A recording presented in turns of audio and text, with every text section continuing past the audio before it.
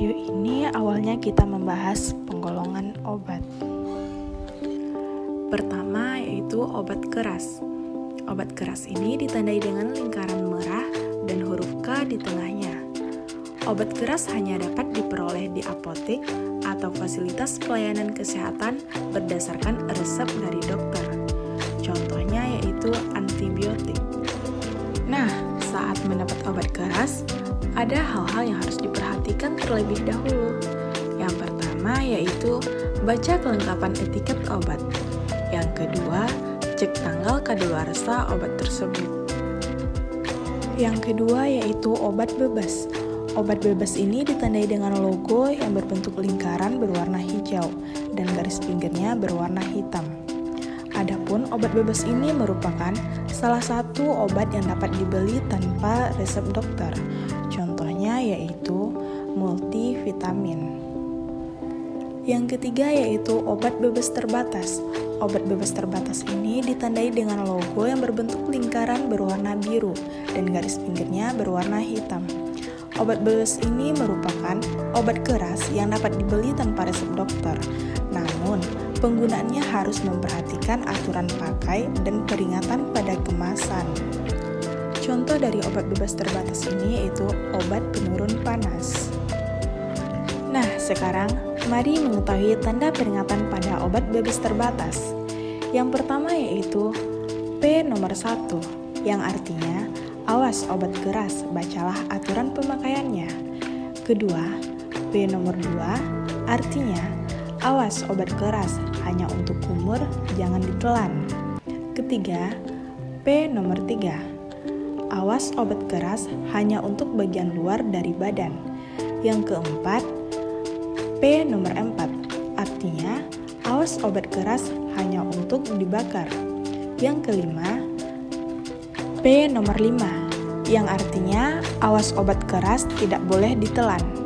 Yang terakhir ada P nomor 6, di mana artinya awas obat keras, obat wasir, jangan ditelan. Nah, selanjutnya mari kita mengetahui cara menggunakan obat. Menggunakan obat ini jangan sembarangan ya. Sebelumnya, yuk kita cermati informasi apa saja yang bisa kita peroleh dari keterangan yang tertera pada kemasan obat. Sebelum menggunakan obat, kita harus mengetahui 3 hal ini. Yang pertama yaitu dosis, yang kedua frekuensi, dan yang ketiga yaitu durasi penggunaan obat. Nah, sekarang ini mari kita membahas tentang dosis. Sebelumnya, dosis ini merupakan takaran obat yang dibutuhkan untuk mencapai efek pengobatan yang bergantung terhadap jenis penyakit, usia pasien, dan juga berat badan pasien tersebut.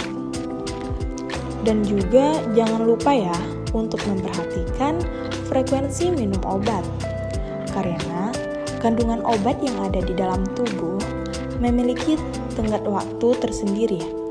Hal itu bertujuan agar kadar obat dalam tubuh kita tetap dalam kondisi yang sesuai untuk pengobatan atau terapi obat tersebut. Misalnya pada obat tersebut ada diketahui minum 3 kali sehari. Artinya, obat tersebut dapat digunakan setiap 8 jam sekali.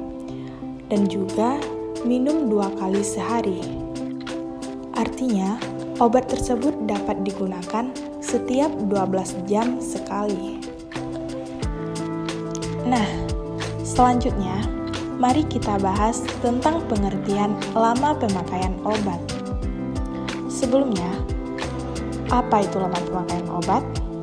Jadi, lama pemakaian obat ini adalah waktu yang dibutuhkan untuk mencapai efek pengobatan yang diharapkan.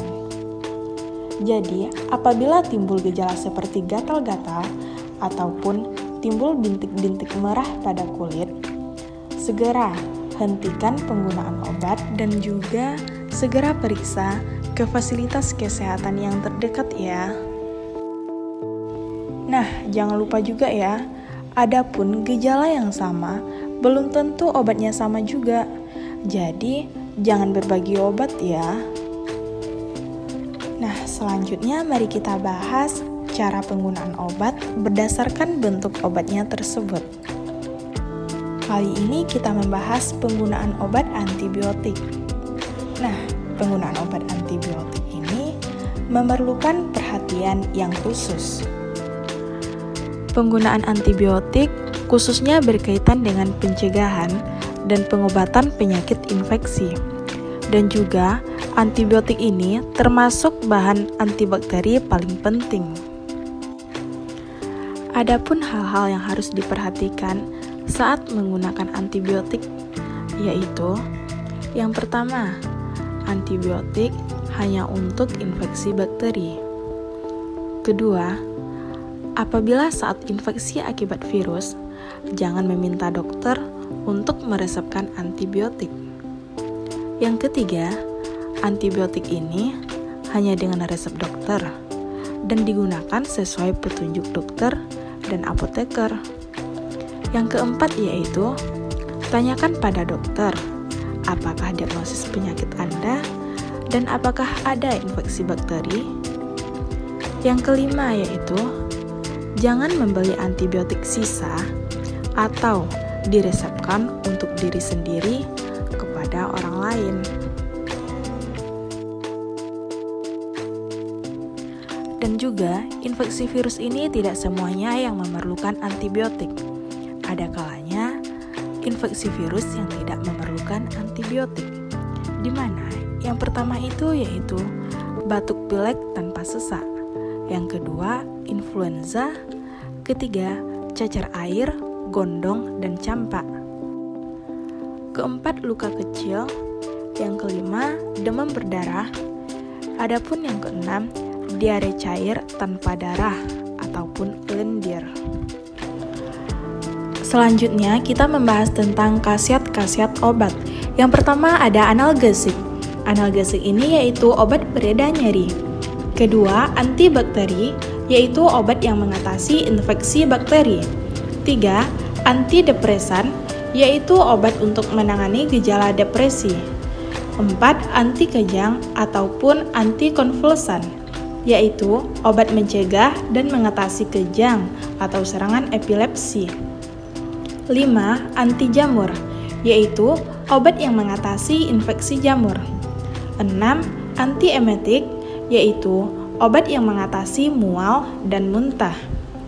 8. Antihistamin, yaitu obat untuk melawan efek histamin sebagai penyebab alergi. 9. Antiinflamasi, yaitu obat yang mengatasi peradangan. 10. Obat tidur, yaitu obat yang mampu mengatasi gangguan tidur. Dan yang terakhir ada anestetik, yaitu obat bius.